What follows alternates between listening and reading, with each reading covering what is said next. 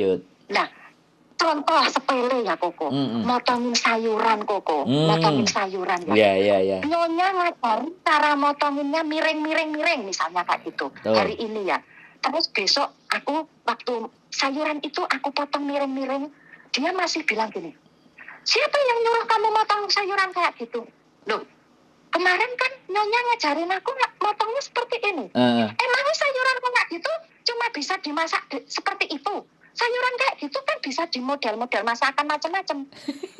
Kamu tuh nggak usah sok pinter, katanya gitu. Kamu tuh nggak usah sok pinter. Kamu tuh kalau mau mengerjakan apa-apa itu tanya dulu sama aku, katanya gitu. Oke. Lain waktu Koko, saat mau masak aku tanya, Nyonya, ini sayuran mau dimasak apa? Mau dipotong bagaimana? Jawabannya gimana Koko? Kamu kerja di sini sudah berapa lama? Kamu motongin sayuran kayak gitu nggak bisa. Apa harus tanya aku? Kalau aku nggak ada di sini, terus kamu nggak bisa kerja, kamu nggak makan, katanya gitu. Repot toh Koko. Iya, bahasain.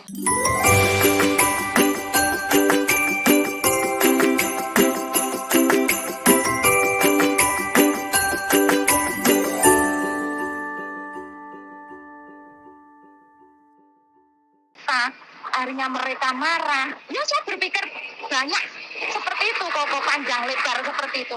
Akhirnya saya telan kembali. Tapi di situ ternyata apa Koko? Semua yang saya tahan, saya utek, itu ternyata memberikan hasil.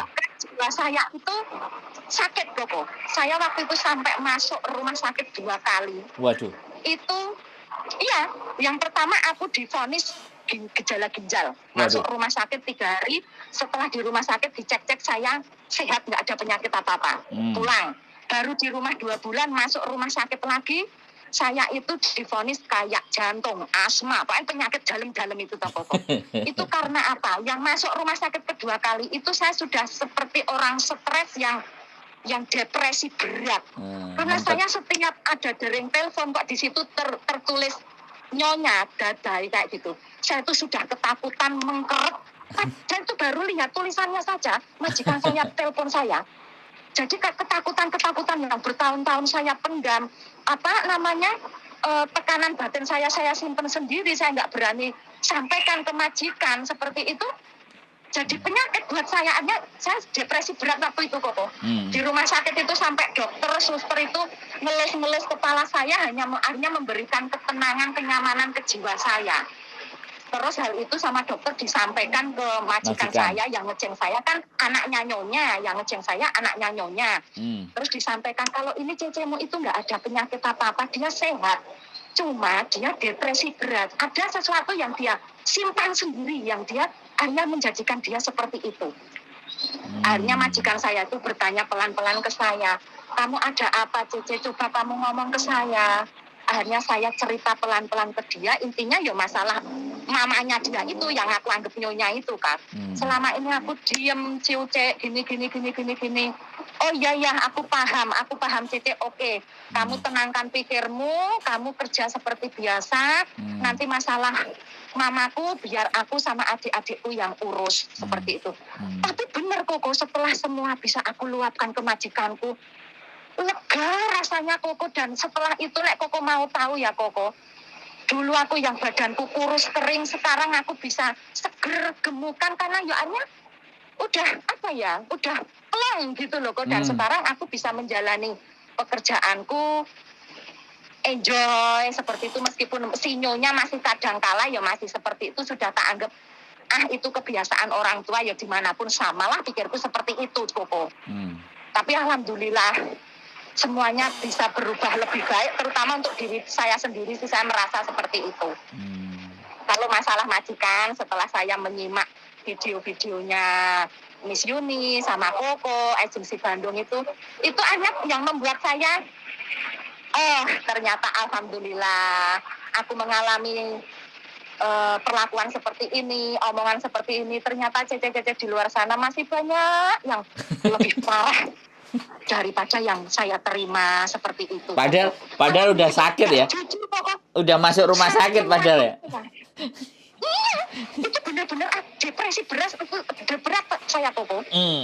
Udah setiap ketemu orang juga udah ketakutan itu. Wah. Cuma kan memang saya orangnya nggak terus apa ya, saya di sini juga nggak banyak teman, jadinya kan mungkin nggak ada teman ya akhirnya ya mungkin mengepost saya seperti itu, jadinya orang luar nggak ada yang tahu. Cuma paling sebagian 1-2 teman terdekat saya yang sering saya ajak curhat, sharing seperti itu yang tahu seperti itu. Bahkan keadaan saya yang sudah sampai seperti itu, saya nggak ngomong ke keluarga saya di Indonesia Koko. Saya nggak ngomong. Tapi ya alhamdulillah lah, meskipun ya itu kembalinya lagi ya Koko, kalau di luar sana kadang ada banyak lah cece-cece yang bercerita juga kesuksesan mereka dengan yang punya ini itu. Ya siapa sih yang nggak kepengen gitu ya Koko, tapi ya saya kembalinya mengukur kemampuan saya sendiri, dan lagi pula kan kebutuhan orang berbeda-beda. Itu menurut saya ya Koko. Karena kan kayak saya mungkin ya saya sendiri dengan anak kita. Saya bilang sama sampean ya. Saya bilang sama sampean ya. Kalau sampean nggak punya harta benda, tapi sampean bisa menyekolahkan anak sampean di taraf pendidikan yang paling tinggi menurut mereka, itu nilai aset loh. Jadi ibu saya pun sama. Ibu saya memang punya warisan dari mbahnya banyak, tapi dia nggak pernah ribut sama resek. Tapi dia cuma bilang, kamu mau sekolah mana? Kamu mau sekolah apa? Kamu mau kuliah jurusan apa? Dia cuma tanya, ya sudah. Dia nggak tanya, dia nggak ngomong, aku nggak punya duit, nggak. Dia cuma mau sekolah mana, ya udah kejar. Sampai di jalan ini. Jadi ibaratnya sekarang adik saya sudah sampai S3 di Jepang. Ibuku minta apa aja, mau rumahnya dibangun semuanya, transferan itu ngalir, nggak pakai banyak, nggak pakai lama, nggak pakai panjang. Bayangkan. Jadi sekali lagi saya bilang sama sampean, investasi yang tidak pernah akan ada ruginya adalah investasi pendidikan. Makanya bener. Saya ngomong. Jadi sampean jangan merasa kok orang-orang sukses. Jangan. Lah sekarang ibu saya loh mau berangkat ke Jepang aja sama adikku dibeliin tiket eksekutif Japan Airlines. Japan Airlines eksekutif paling depan. Tiketnya 20 juta. Dibayar sama adik saya, tapi ibu saya enggak mau, bayangkan. Jadi sekali lagi saya bilang bahwa sudah, karena saya sudah mengalami masa itu gitu loh. Ketika orang tua saya dan kami berkembang dengan pendidikan kami, ya sebulan itu mau makan sate sak dobole itu bisa, makan enak sak dobole itu bisa. Akhirnya 20 tahun ibu saya menderita diabetes. Ya kan? Jadi sekali lagi saya cuman terima kasih banyak. Ini bagian dari cerita yang saya tunggu sebenarnya. Hal-hal yang seperti ini. Bertahan demi meluluskan pendidikan anaknya. Karena tidak semuanya orang mau berbagi gitu loh. Dan berbagi yang positif ini yang jarang. Yang ada negatif. Dan mereka selalu suka hal-hal yang negatif. Makanya ini yang ingin saya geser. Jadi belajarlah juga dari yang positif gitu. Jadi majikan yang ngomong A ngomong B itu kalau sampean tadi mengutarakan sendiri, sampean sendiri yang merasakan, tidak ada yang akan bilang menyangsikan. Makanya dengan harapannya sampean cerita nanti ada cerita-cerita berikutnya, sehingga nanti anak-anak yang baru datang ketika melihat ceritanya sampean yang sudah lama, oh berarti aku harus begini. Oh, jadi tidak hanya bersabar dan bersyukur, tapi paling tidak dia itu bisa memasukkan vitamin gitu loh. Kalau majikannya ruwet, bisa dipahami nggak? Iya. Nah, ada vitaminnya, ada garansinya, ada jaminannya yang sampean ceritakan tadi gitu loh. Akhirnya di 4,5 tahun sampean akhirnya sudah bisa karena dia udah kelar, udah selesai. Nah, ada juga yang jaga bobo sampai 16 tahun, bahkan 17 tahun dapat warisan, tapi menaklukkan bubunya itu sampai 3 tahun. Nah, sampean tahu sendiri Iya. kan cerita-cerita teman-teman itu 3 minggu udah cabut, 2 Iya, bulan udah itu kadang saya selesai. gergeten itu loh Koko kalau dengar cerita yang Cece seperti itu. Bener Koko, ya Allah. Ya nggak apa, makanya Kadang makanya kita gini imbangi. Koko, Saya kadang saya suka pengen ikut komen ya. heeh. Saya kadang suka pengen ikut komen gitu. Hmm. Udah jari saya tuh sudah pengen ngetik begini, tapi terus saya tarik lagi. Karena kadang terus saya berpikir gini Koko, pemikiran orang kan berbeda gitu loh. Ya. Kadang yang menurut saya benar, menurut saya salah juga belum tentu benar atau salah menurut mereka gitu loh. Betul. Apalagi kok di dunia maya seperti itu, jujur Koko saya sangat hati-hati banget. Kecuali kalau untuk diri saya sendiri ya, karena saya pun, nah kalau tentang untuk diri saya, kalian suka ya silahkan, kalau nggak suka ya abaikan saja, saya gitu. Tapi kalau untuk ngomentari untuk yang punya orang lain, jujur saya memang sedikit ada rasa takut lah daripada nantinya mungkin jadi masalah, karena kita kan beda kepala, beda sifat, beda watak itu loh Koko, beda pemikiran. Ya iya, kekecewaannya dilampiaskan ke saya aja, diceritakan ke saya kayak gini nih kan sampean cerita. Jadi kita ngobrol. Jadi biar mereka biar saya yang kena, nggak apa-apa. Kita pasang bumper, tenang saja. Jadi sampean cerita yang tadi majikan ngomong kayak gini, itu kan ada yang cerita, kok segalanya serba salah. Kan ada yang ngomong kayak gitu kan. Nah, ketika sampai 10 tahun ngomong yang kayak gitu, jadi mereka akan nyocokin, oh iya ternyata sama.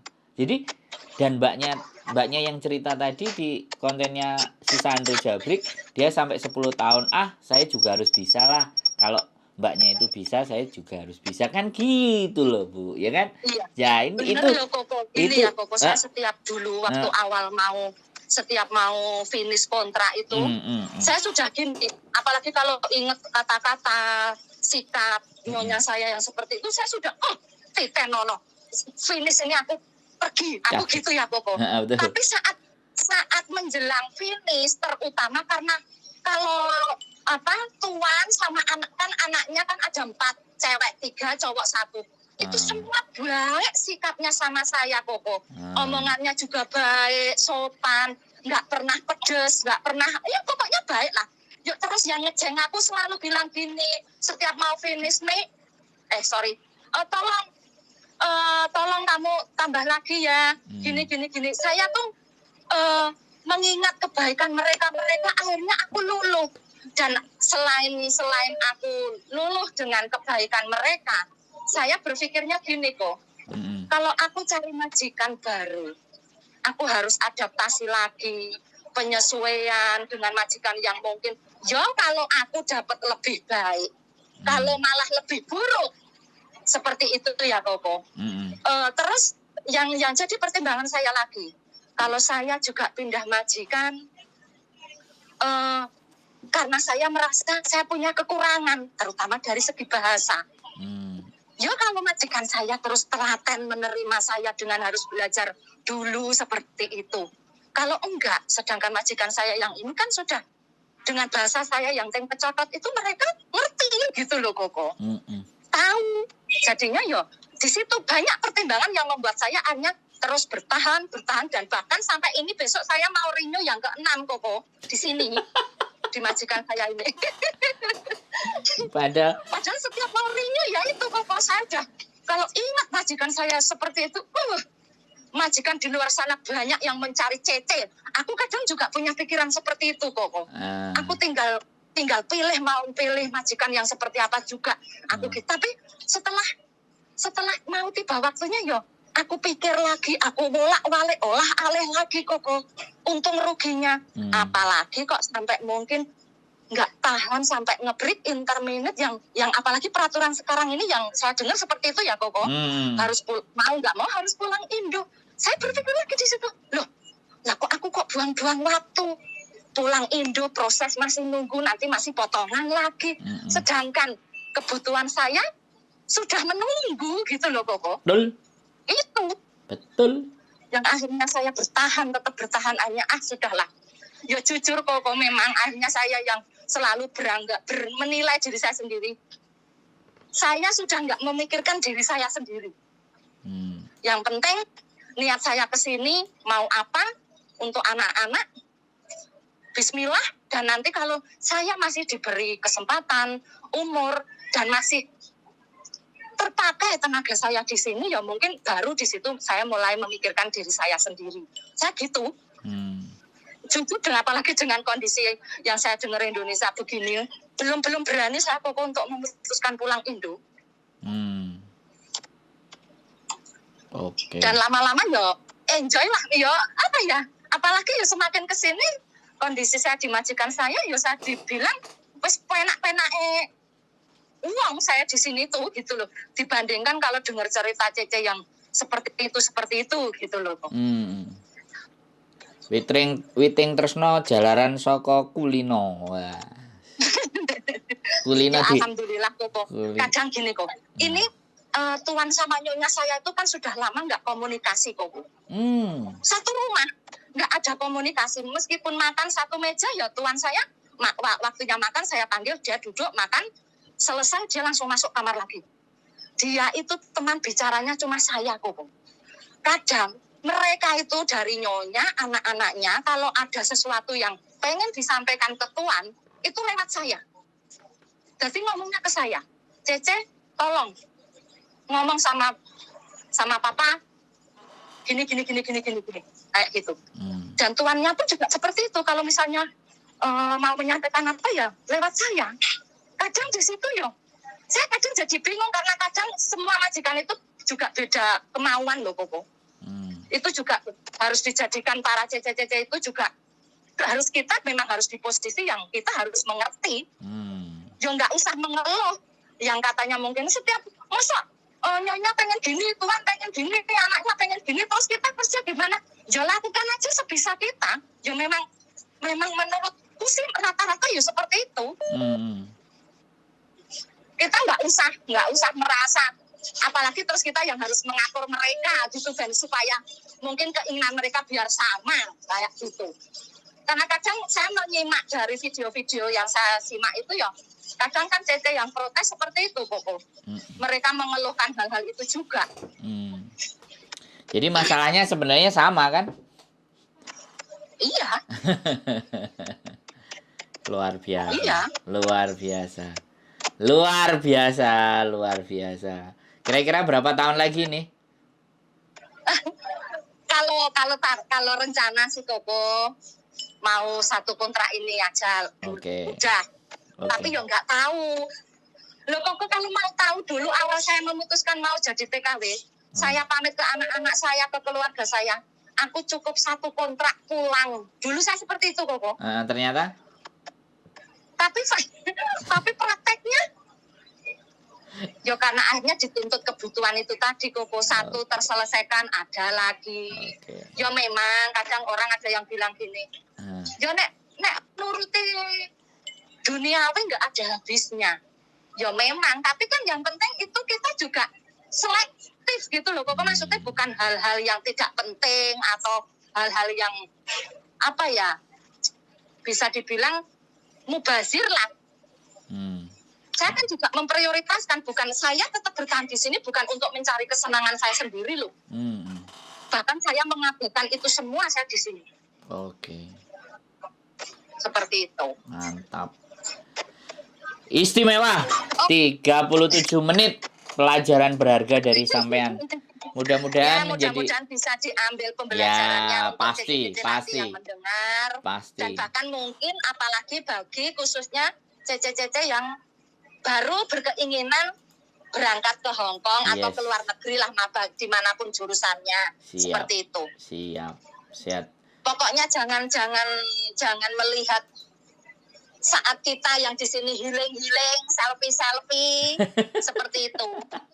Siap. Oke. Seperti itu. Oke lah Koko, terima kasih untuk waktunya ya. Siap. Saya yang terima kasih. Nanti itu saya kasihkan nomor teleponnya Koko, keponakan saya. Yo kalau bisa bantu, tolong dibantu. Siap. Sampai selesai lah. Oke. Saya titip ponakan saya gitu ya Koko. Mudah-mudahan dia pun juga Ya nanti pelan-pelan juga saya bantu untuk memberi pembelajaran yang paling tidak yang saya alami sendiri gitu loh, Koko. Siap Bu. Oke, dia juga posisi di Jakarta Selatan kok, Koko di Mampang. Oke, siap. Matur, pokoknya matur sembah nuwun. Sehat selalu. Sami-sami Koko, terima kasih juga untuk waktu ini.